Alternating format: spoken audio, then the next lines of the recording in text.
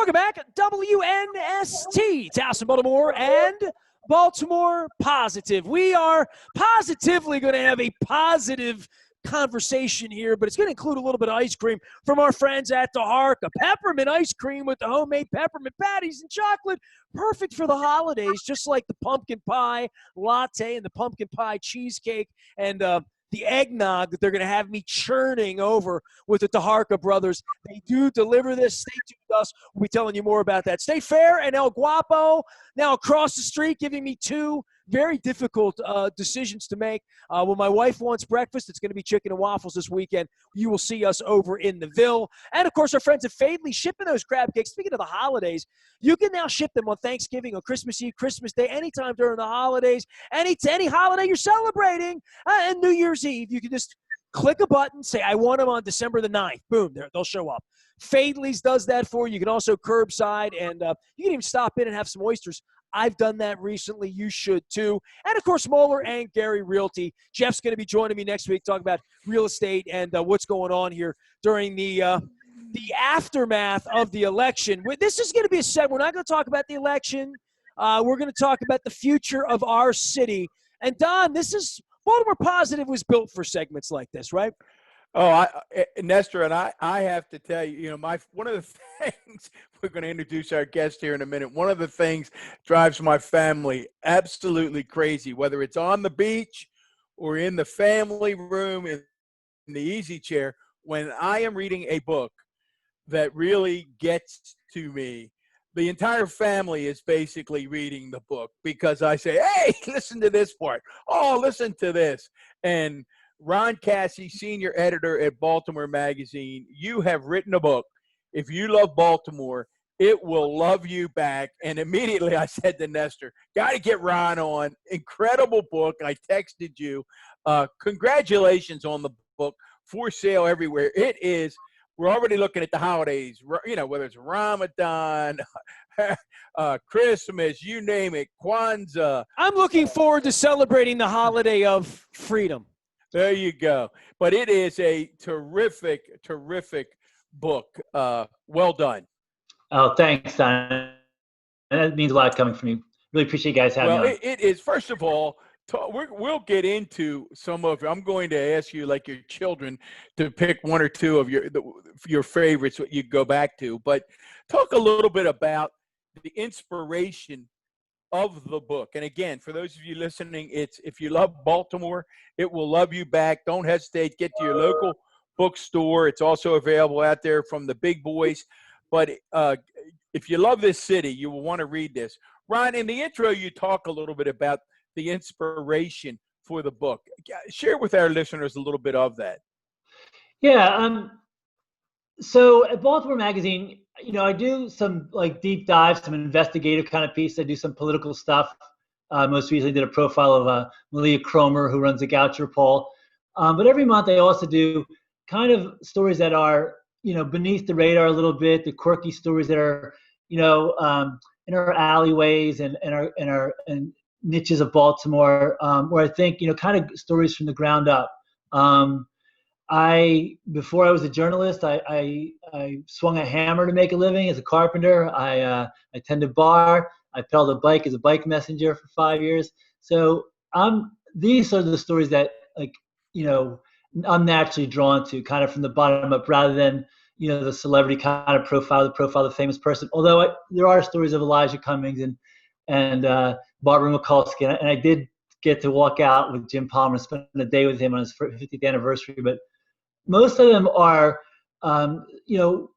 really, I think, inside Baltimore stories. And, my inspiration, for pulling these into a collection, I guess, is that I didn't want them to be lost. Magazines, websites, newspapers go out of business. And in a lot of ways, it's a journal, my own journal for me personally, just walking around the city or riding my bike around the city for the past 10 years with a notebook on my pocket. And the title literally comes from my own experience.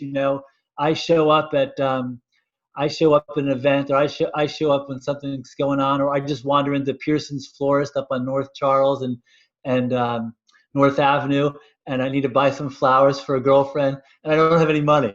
just like out of cash and the credit card machine isn't working. And Vander Pearson says, just take it, just pay me next time you come in. That's where these stories kind of come from, or just experiences like that.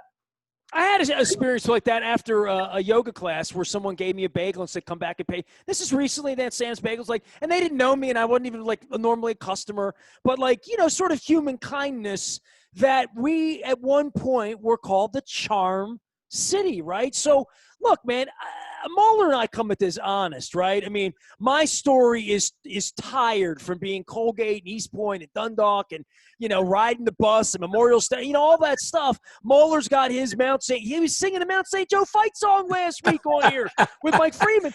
Do you want to hear it again? I'd be glad to do it. No, we do not want to hear it again. But Ron, your story of falling in love with Baltimore is not the same as our story of falling in love with Baltimore. Oh, that's true. Yeah, I came in here to Baltimore in the early mid '80s from Allentown, Pennsylvania. I lived in Waverly Were they shutting all the factories down out in Bethlehem? No, that's a different song. I'm sorry. No, that's he tried to sing a bad song. I just sang a good song. All right. Yeah. So. Yeah. No, that song came out the year I graduated high school. Shutting all the factories down in Allentown. So I made one of the great lateral moves of all time, coming to Baltimore, another blue collar city where the factories were shutting down. My father came here in 43 from Scranton, Pennsylvania, to Martin Marietta. So a lot of Pennsylvania coming down to Baltimore, right? Yeah, and so I lived with a friend in Waverly, could walk to Memorial Stadium, if it was a tight ball game, sometimes you had a beer or two, and it was the third or fourth inning, and you just walk over and catch the last 6 innings. Had crabs for the first time. You had things like the old HFS, the old city paper. There was stuff to do, a little more trouble maybe to get into as well in Baltimore than Allentown. And I was supposed to be going to Towson State, which I eventually did. But 8 years of college down the drain? It was more like 21, Nestor. The funny thing is I teach at Towson, and I graduated with a 2.16 GPA. Of course, students all take that the wrong way. They think, "Oh, yes, but it doesn't matter then, right?" I'm like, hey, Ron, Dane Ferber, right? Congratulations, Mr. Ron, I'll say this, man, and everybody knows this about Mahler and I and the inspiration for all this Baltimore. He was my high school guidance counselor in 1982, and to honor him, I literally have gone back and tried to find all of my living teachers to have them on to just talk to them about the profession of teaching, right? Because there is something, and in your writing and in everything, and this whole project has been, I say to my wife, I learn a lot of stuff doing this show every day, and I guess people that listen do too, right? That's our goal, is to educate. Well, you will come away, Nestor, when you have a moment to come up for air and you sit down with this book. Again, Hanukkah, Christmas, you name it, buy this book. It is such a love story to me, Ron, to Baltimore, the Baltimore that I love, the quirky Baltimore. If you had to go to 10,000 feet and look at all of the chapters, look at all, and we're going to get into some of the really neat ones. What do you think is, you mentioned at some point city and neighborhoods, but what's your takeaway? What's the gestalt of Baltimore that comes out of this book? Let me speak to one thing first. That's a great question. If I get off track, please get me back on. What you said about Baltimore and the history of Baltimore. I am now a board member of the Baltimore City Historical Society. And literally part of that comes from me spending so much time learning about the city. And I think people who read the book will not just get a feel for what it's like to walk around the streets of Baltimore and meet people in every part of the city and hear their stories, but also to get a sense of some of the deep history that's in the city, because, a lot of the stories connect to stuff. I'll go on a bus tour of the painted screens in Highland Town. Love that chapter. Yeah. So I'll do some of these tours that were like Baltimore heritage tours and trace like the LGBTQ history of Baltimore, Mount Vernon. So a lot of that, it's interwoven. I think there's a deep connection to Baltimore today and some of the history. And I'm one of those people who doesn't think, history is history, or that's even in the past. It's how we got here. From 10,000 feet, I think, I think one reason why there is so much love in Baltimore is because of the challenges of Baltimore. Like Nestor mentioned with Allentown or with Baltimore, with Bethlehem Steel is right. Like guys I played football with in high school, their dads worked there. There's sort of Or now, like a gritty built in, right? Like it's just yeah, it comes with. It's like you sound from Jersey, it intimates something when you say you're from Baltimore, right? yeah, Much more so now than when you moved here 30 years ago. If somebody from Allentown moves down here now, the connotation of Baltimore is different than it was when you came. yeah. I think. Yeah, I think that there's a grittiness built in, but in those challenges, and I think there's a lot of community that gets built in, a lot of love that gets built in. This is the book I think Don will attest to. It was not Pollyannish. I mean, some of the stories are a little bit heartbreaking. A guy, a former Bethlehem steelworker, going back when the place is being sold off for parts and taking one last bus ride around with some of the Midwestern and Japanese steel industry executives who are looking to buy the place, piecemeal. So I think, or Dante Barksdale with Safe Streets going around on a vigil. So I don't think it's Pollyannish. I think part of the reason from I think like that 10,000 feet look is you see a city with real challenges and deindustrialization, with historical segregation and redlining, and trying to come together. And it's not that there isn't pain or heartache in Baltimore, but that people are there for each other to lift up each other's spirits. That sense of community built into the neighborhood, very personal connections.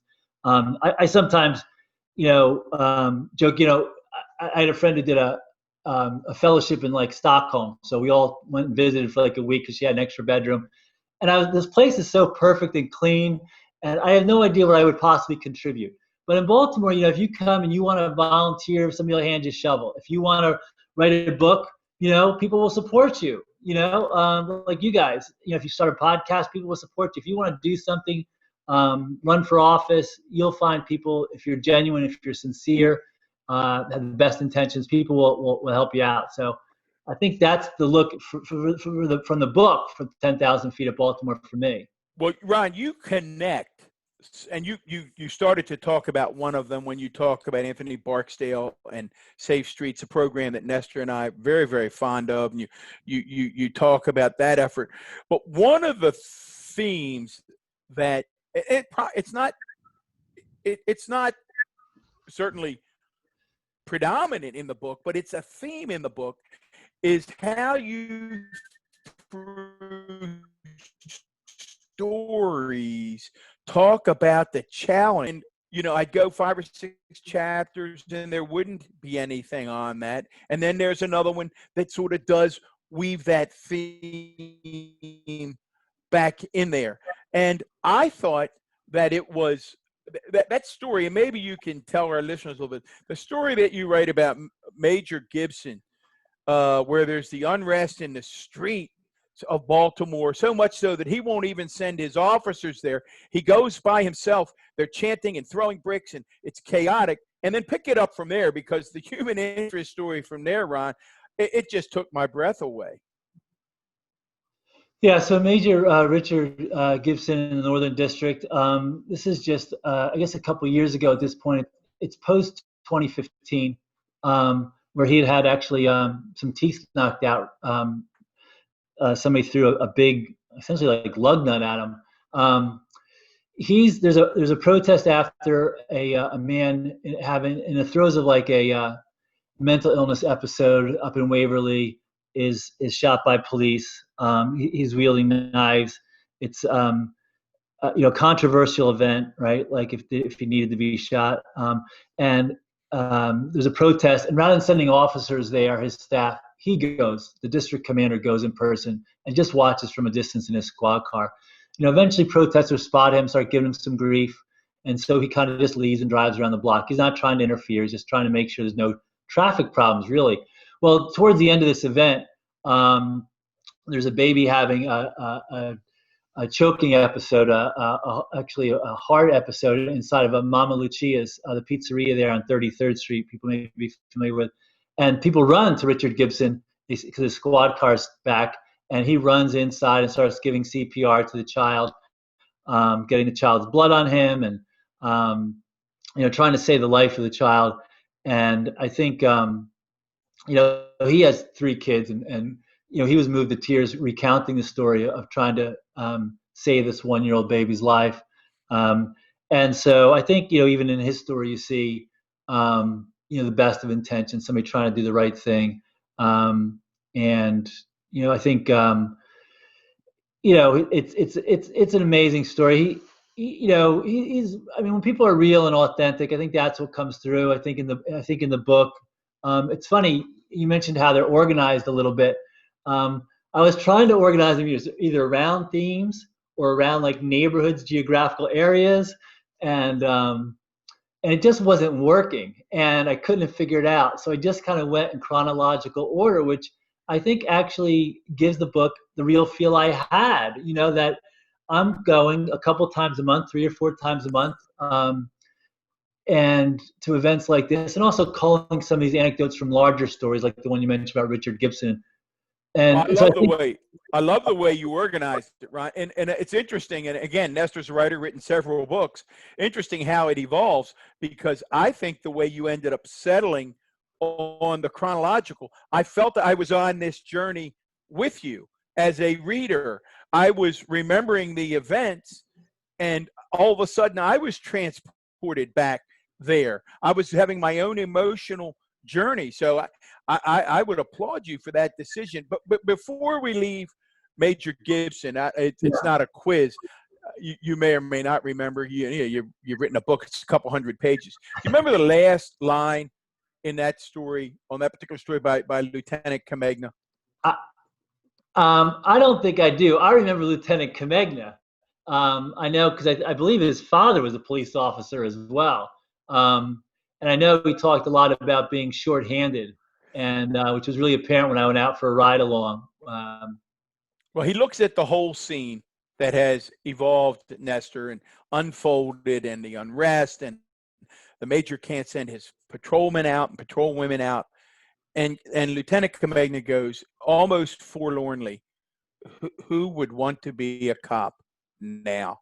And I read that and I got chills, because I thought of this constant struggle, and Nestor and I have tried to explore it on the show, between our need for safety and police presence versus the systemic racism that we know exists, and how very, very difficult it is to sort that out. And for you to end that with Comegna saying, who would want to be a cop now? Because I'm talking to folks in these police departments across the state, and recruiting is very, very difficult. Yeah, that was the impetus for that story, which was probably a 3,000-word story when it appeared in print initially. And recruitment. People are leaving. Recruitment's a challenge, and then you have the DOJ consent decree, the scathing report. You have the gun trace task force, which was just breaking actually when I wrote that story, and you have good guys in the police office, on the police force. One of my best childhood friends is a Maryland police officer. Actually grew up in Allentown, but he's a police officer in Montgomery County.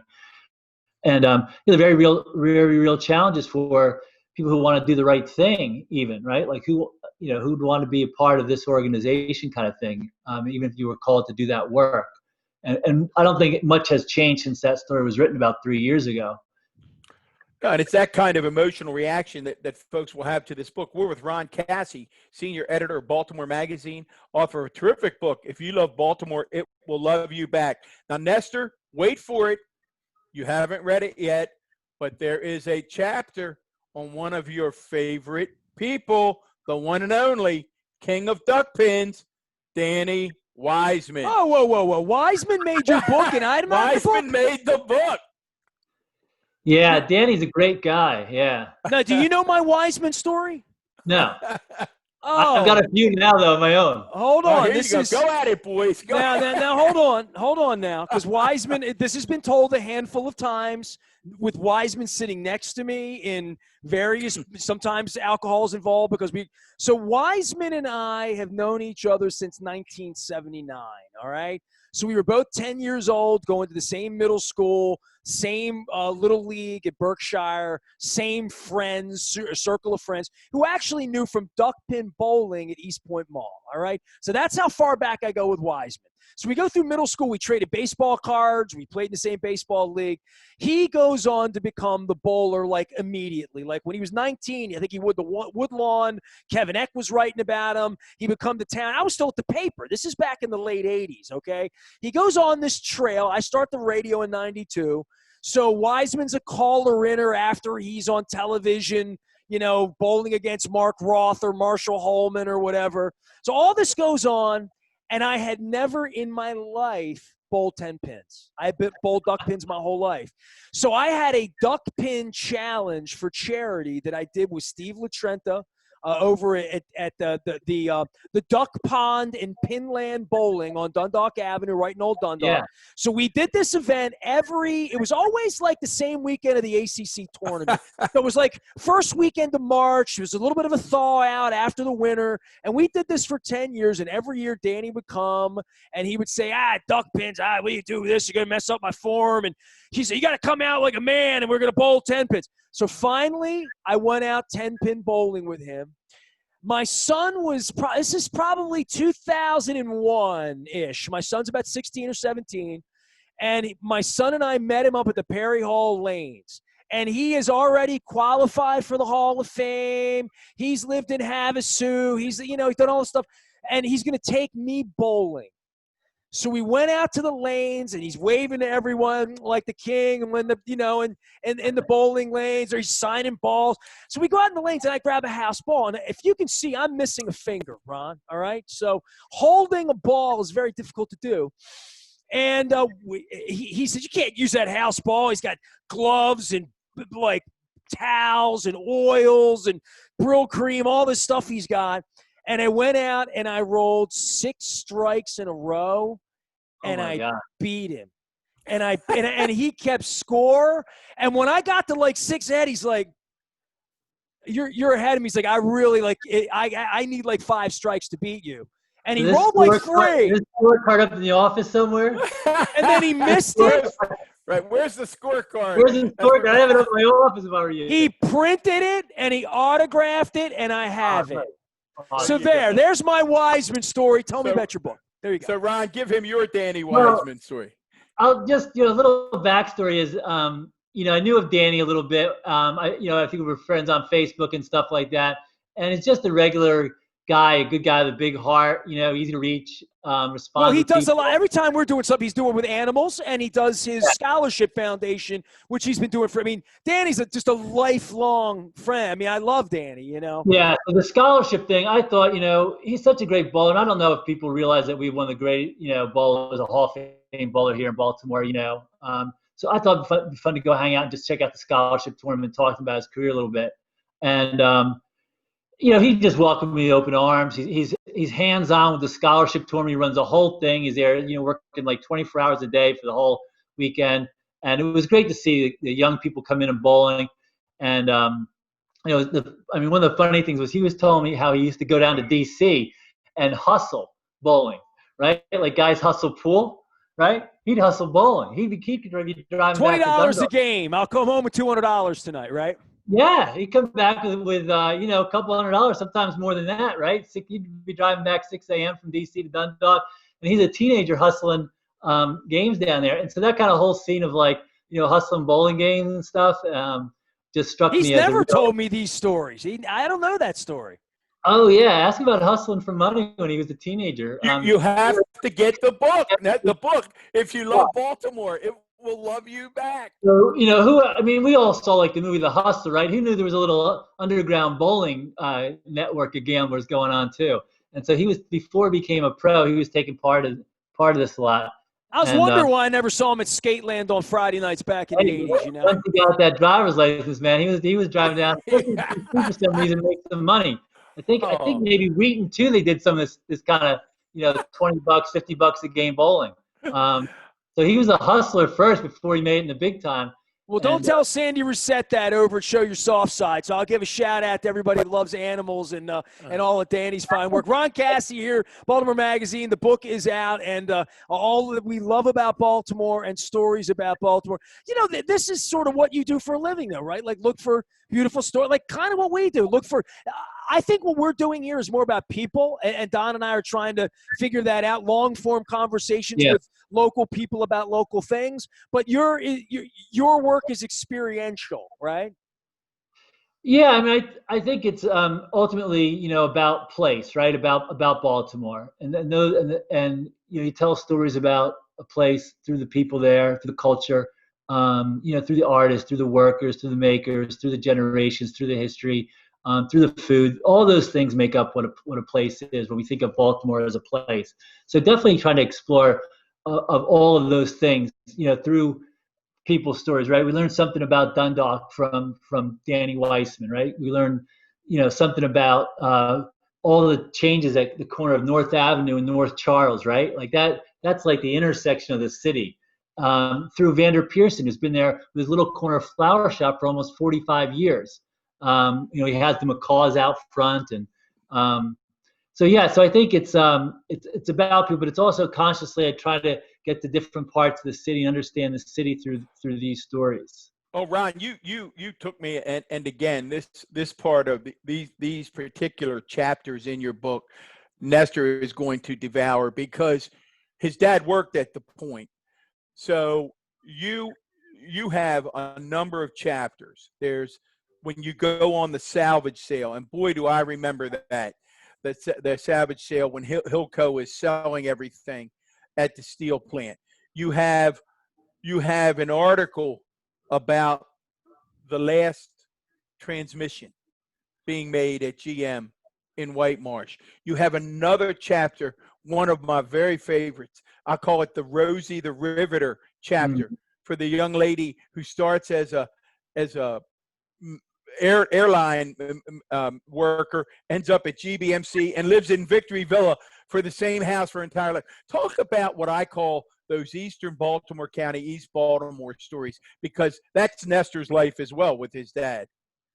Yeah, I mean, I think Nestor is a good word when you said experiential. I mean, these are almost every single one. It's a lot of stories, right? 171. And it's just a sampling work that I've done at the magazine, but I'm present for these. I'm trying to give the reader the experience of being there in real time. You know, so the last auto worker in Baltimore, you know, I'm spending time with him, you know, his last morning making coffee, driving down to the plant. Amazing. And you know, also evoking, right, the old GM plant that used to be on Holabird, you know, so connecting the dots. And I think of Stan Gibson, who hosts Stan Stock at the Putty Hill Shopping Center. You wrote about Stan Gibson? Yeah. So I grew up with Stan Gibson. Stan Gibson's family was best friends with my parents. So Stan well, no. Did you know that I know Stan? Stan Gibson has been my family. I've never known a life without knowing Stan. Stan, by the way, was having some medical issues this week. I want to send him some love down to the beach. But Stan's family was my parents' best friends, like my aunt and uncle. I still eat kielbasa and sauerkraut on the holidays that Mr. Sam Gibson, and Stan actually lost his brother, Sam Jr., recently as well. But Steve Gibson, my favorite picture of my childhood is my parents dancing at Steve Gibson's wedding in Edgemere at the VFW. It's Baltimore. It's Baltimore. This book is for you, clearly. That's what I said. He won't be able. He will not be able to. I told him he won't be able to put it down. So, Nestor, Stan's. You know, Did you plant these stories? I mean, did you know ahead of time? I know how many of these 171 people have I drank with? Well, let me see. Senator Mikulski's in there. You're gonna know a heck of a lot of these folks, man. Like Nestor, some of these, like, you know. Think of the people in Baltimore who don't know Stan Gibson or don't know Danny Wiseman, you know, or don't know like you know, somebody like. Well, they're missing out. If you don't know Danny Wiseman or Stan Gibson, you're missing out. Right. You know. So these are the the story. I mean, like I said, I kind of try to connect this to Baltimore. They're not just portraits. I'll say that they're not just portraits of people or profiles. The idea is also to learn something about Baltimore. Stan, so people who don't know Stan Gibson, he's a lifelong musician, has a debilitating illness, is in a wheelchair for a long time. And he hosts an annual event called Stan Stock in the Putty Hill Shopping Center, named, play on Woodstock.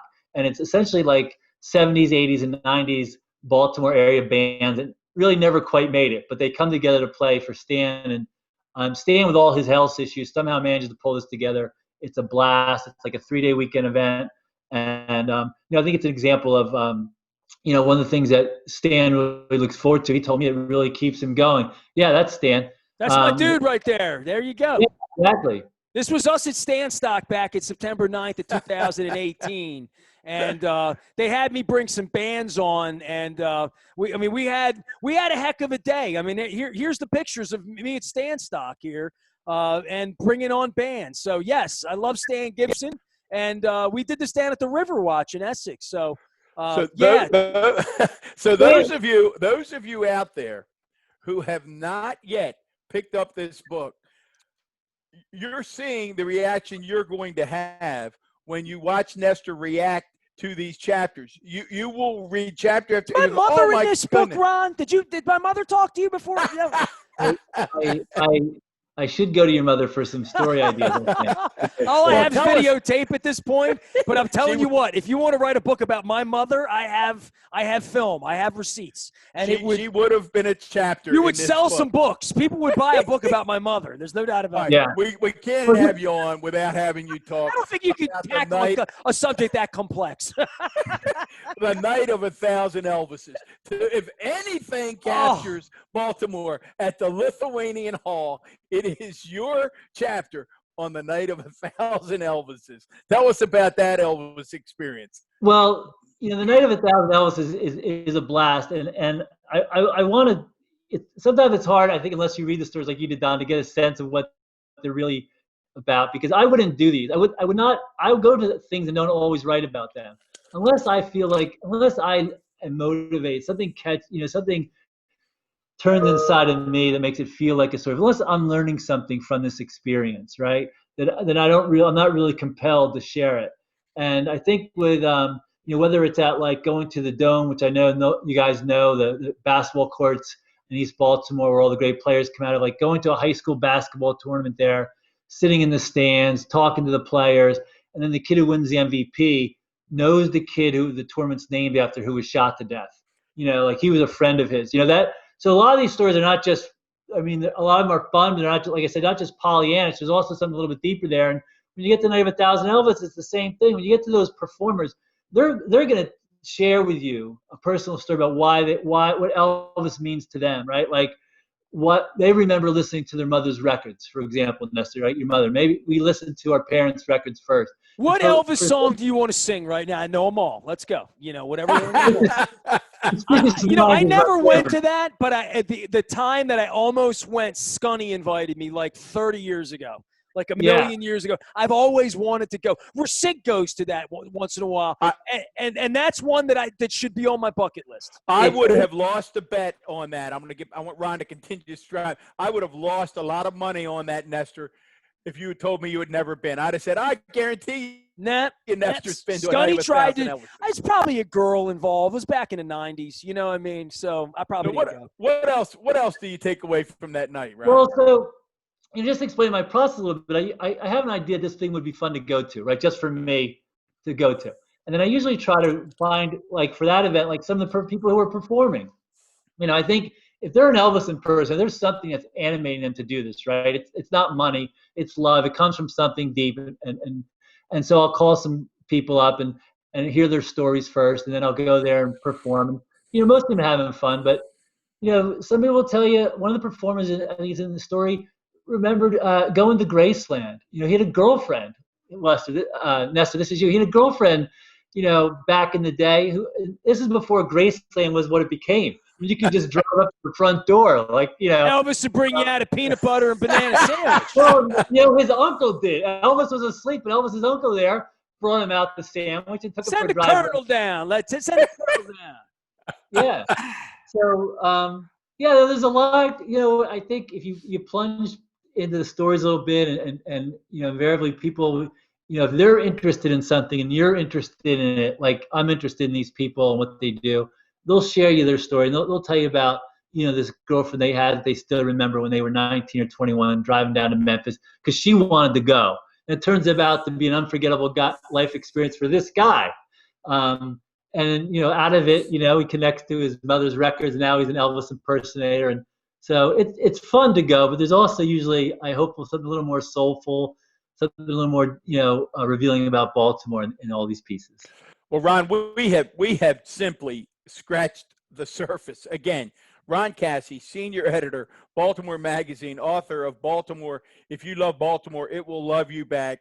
And he loves Baltimore tender. Oh man, if you think these stories have piqued your interest, we have just scratched the surface. I mean, there's Irish wakes, there's a Billie Holiday story, there's the woman who started the Look Out for Slumlord stories. One of my favorite people you profile, Mr. Lewis Diggs, who's really the chronicler of African-American history in Baltimore County. Yeah. You need this book on your bookshelf. That's what I will say to folks. Hey, Ron, we appreciate you coming on. The holidays are coming up. Makes a perfect holiday gift for everyone. Can't let you get out of here without talking a little bit more about where our conversation took last year about the future of the city. Assuming Brandon's going to be the mayor, we have no assumptions on the other election, but just things during this plague that we're watching and seeing, real changes happening here before our eyes. The city's going to look different 5 years from now. I'm often wondering how that happens and what's going to be different about it. Yeah. I think, there's some real, consequences for this pandemic, economically for the city. A lot of people being really hit hard by the economic crisis as well as the health crisis. I think, I'm amazed by the extraordinary work that our healthcare professionals do, that our needed workers do, the doctors, the nurses, the delivery people. I'm all these people that make our lives, who are fortunate mostly to work at home now, possible. I think if there's one silver lining, I think we're all learning to love our outdoors, our beautiful parks in Baltimore, our beautiful green spaces. I think I live next to Patterson Park, and it's always been a great park, but man, does it get used now, Did you know there was a pond in Patterson Park, Ron? Yeah, I mean, it's my little jogging route, and I go. Listen, I would be lost without Patterson Park during this pandemic because it's my lifeline. And there's some ducks who wander over by my house, my row house. So I occasionally go see them at their home. Ron, you talk about Baltimore, and Don will laugh, and I've told this story a handful of times because I embarrassed myself. Back during the beginning of the pandemic, literally the first night we went out, we went over to get pizza at Verde, and we walked up to the park to eat it. My wife said, "Let's walk over there. It looks like there's people." And I'm like, I don't know what's over there. I know the pagoda's over there, but I don't know what's between here and the pagoda, And she said, "Let's take a walk." And we found this pond and this, like birds and trees and beautiful, like lost in Central Park feeling in the middle of Patterson Park. I played pitch it and run in Patterson Park. I ice skated in Patterson Park for 15 years. All of that, and I had no idea it was there. And it took the plague for a 50-year Baltimore lover to even, from the east side of town, to find the pond in the middle of Patterson Park. You couldn't have convinced me. It would have been like when Moeller told me first day of high school that there was a pool at the top of Dundalk High. I would have believed it, but I would have had to seen it. And there are things we're all discovering, I think, in a good way. Yeah, absolutely. I mean, I've taken, my bike up to Lake Montebello, for some laps. It's a nice ride from Patterson Park, right around there. It's beautiful. People are out running, jogging, strolling. It's a beautiful park, beautiful green space. Druid Hill. There's a Jones Falls Trail, a multi-purpose bike trail that goes all the way from the Visitor Center in the Inner Harbor all the way now to Mount Washington. So you can go up to Ivy Bookshop. You go up to the corner pantry, get a bite to eat. And there's some beautiful bicycle infrastructure now in place. You don't even believe that you're in Baltimore. You cross over Northern Parkway there. You're just lost in some woods and Man, you're making me want to go on Ron Cassie's Baltimore. There you go. I mean, that's what we need to do. I'm a geek for this stuff. I've gone on bird watching tours of Patterson Park. So I've been over there, with And the there's a lot bird more watchers. than you think if you've never been there, right? Literally. Yeah, I mean, 200 plus species of birds. I mean, there's, if you look, and I do. I mean, it's part of my job, no doubt about it, right? Because I mean, I've got to find things to go to every month to produce these stories. There's things, if you show up in Baltimore, if you go to an event that somebody's putting on, without a doubt, you'll find people that it's meaningful to. They'll welcome you with open arms, and you'll learn something in the process, which that connects all the dots for me. Ron, is it true? I guess we could talk for hours. Is it true that my good buddy Vinny DeMarco in your book sings Volare at the bike ride from Baltimore's Washington Monument down to D.C.? Is that fiction or is that true? Right. So this is classic Baltimore, Smaltimore, all the things mashed up in one. A guy named Bob Wagner grew up in Towson as a kid. He's probably our age, Nestor, maybe a little older.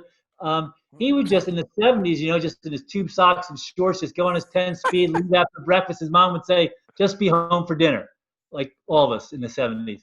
And he'd ride to like York and back. Well, as an adult, he called these from the Baltimore's Washington Monument to the DC Washington Monument and back. It's about a 100-mile round trip. And so I did these a couple times, and finally I was like, I got to write one. And on the way back, you kind of end up in the group that's about the same shape you're in, right? So I'm with Vinny DeMarco, who's a lobbyist in Annapolis, well-known Baltimore lobbyist, political activist, and Vinny's having so much fun. He's singing Volare as we're riding back into Baltimore. The 100 miles. The book will not disappoint, Nestor. Ron, we appreciate your love of our town. That's now your adopted hometown, and one day we'll get together, we'll drink beer and sing some Billy Joel songs, and we'll make a day of it when we get these masks off. But we appreciate the support of Baltimore Magazine as well in naming us Best of Baltimore conversations, chats, whatever. At the new web platform. And, thank you very much. We appreciate that. And good luck with the book, man. Sell it and write another 171 stories. And let's see how many more people you can write about next time that I grew up with. Feel free to send story ideas my way. You got it, Ron. Hey, you know what? I could give you some stories. You know what? If you and I were going to do a book, here's what I would do. And this is born of this is a plug for my dear friend Steve DeCastro and Bruce Chris. Okay, so my wife and I went to dinner 2 weeks ago for my birthday. And I saw that they had added onion rings to the menu. And I start to think about the lost foods of Baltimore and the onion rings of Burke's that everyone loves so much. See? So everybody who has ever reported. Now, wait a minute. Now I think of that all the time. Now, here we go. The ultimate Smaltimore. If we talk, okay, guys, we're going to be boring the heck out of people. Wow, here we go anyway. No, so here's the deal. So when I was 15, 16, 17 years old, and I worked at the News American, when we put the paper to bed, we would walk down there, and a guy named Frank lived in Hawthorne in Essex, down by Victoryville, and would drive me home. So I would get home at 1:30 in the morning. I was 15, 16 years old. Sometimes I even had a McLight, sometimes a Frosted Goblet, and I would bring my mother home. They would serve them in a bakery box, Don. They would stamp on it, world famous, right, onion rings. And I was telling my wife this story, and when I asked the server at Roost Chris 2 weeks ago, are these like the Burke's onion rings? And he didn't really know what the Burke's onion rings represent. He said, they're really big and they're sweet, and we serve them with ketchup. And I'm like, yeah, we'll take them. And then they came, and they were the exact recipe to the T. They came with everything but the bakery box. And I'm sitting there with my wife eating these, and all I could think about was my mother, because I would take them home to my mother. We'd reheat them the next day, and my mother would sit there and say, she'd take her dentures out. Man, they're good, So if I were to do a book, I would be looking for all the lost recipes. I would be finding all the descendants of Eddie Duckpin and all, like all of these people, and say, what can you not eat anymore? A Pappy's Pizza. I'm making that up.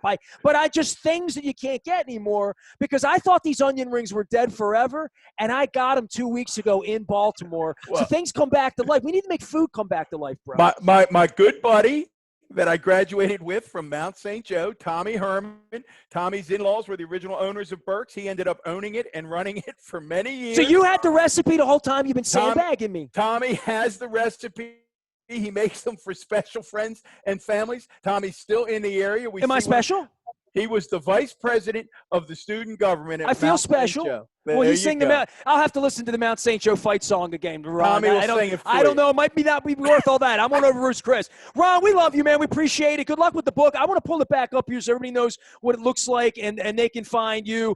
The book is available, like, where people buy books. I mean, basically everywhere. Ron, where's the best place? And are you doing anything like holiday-oriented with signing and whatnot so we can promote that for folks? Yeah, so it's at Red Emma's, Ivy Books, Greedy Reads, Charm City Books. I know Atomics Books has it ordered. Some places are already having to reorder, which is just super to hear, of course. You can order online, bookshop.org, Amazon, Barnes & Nobles, all those kinds of places. Have a thing coming up with the Pratt Library that I'm really excited about. Apparently, I'm going to be giving people a tour of my row house living room where I do most of my writing. There you go. The writer's crib, yeah. Is that the one behind you right now?